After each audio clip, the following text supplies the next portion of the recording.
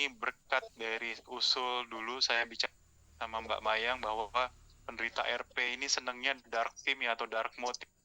Jadi selalu saya membuat slide-slide-nya dalam bentuk dark theme atau dark mode. Ya, kalau bicara dengan pasien, kecuali bicara dengan yang bukan pasien, kita seperti biasa. Oke. Ini saya bicara tentang retinitis pigmentosa, apa sih dahulu, apa sih sekarang, dan apa sih yang nanti di masa depan.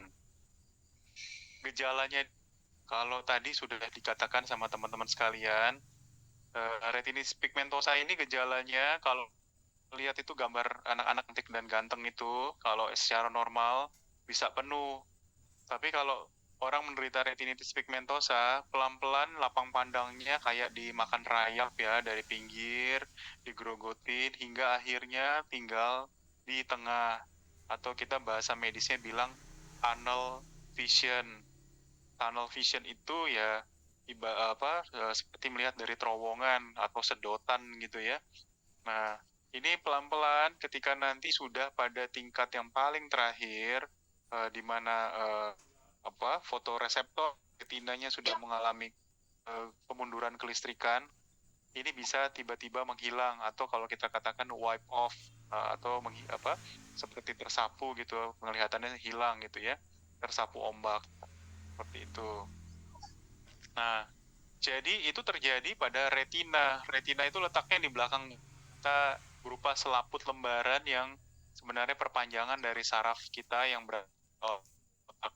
Jadi komputernya ada di otak, tapi sensornya ada di mata melalui suatu saraf optik yang nantinya pecah menjadi jala-jala yang menyeliputi belakang bola mata bagaikan bola. Kalau parabolanya ada masalah, pasti siarannya akan bermasalah. Nah, kalau kita lihat itu ada mata normal atau normal eye, itu ada retinitis pigmentosa. Coba lihat itu, ada kematian jaringan hitam-hitam dari pinggir, lalu lama-lama seperti obat nyamuk, komplit ke tengah ya, itu bisa dilihat itu yang hitam-hitamnya. Nah, itu sebanding dengan kerusakan lapang pandangnya. Dari yang tadinya cerah, terang benderang, lama-lama hitam. Karena di dalam mata kita ada sel-sel yang berfungsi sebagai penglihatan, ada sel fotoreseptor kerucut namanya, itu untuk melihat warna maupun terang.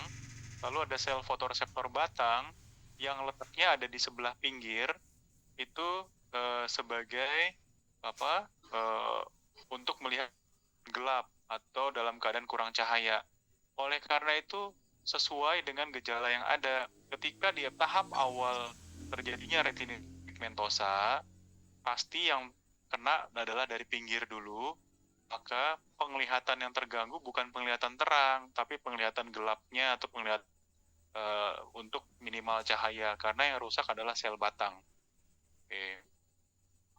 Dari dulu sampai sekarang, macam-macam para ilmuwan mengatakan penyebabnya. Ada yang bilang sebagai mutasi genetik, setuju, karena memang setelah dilihat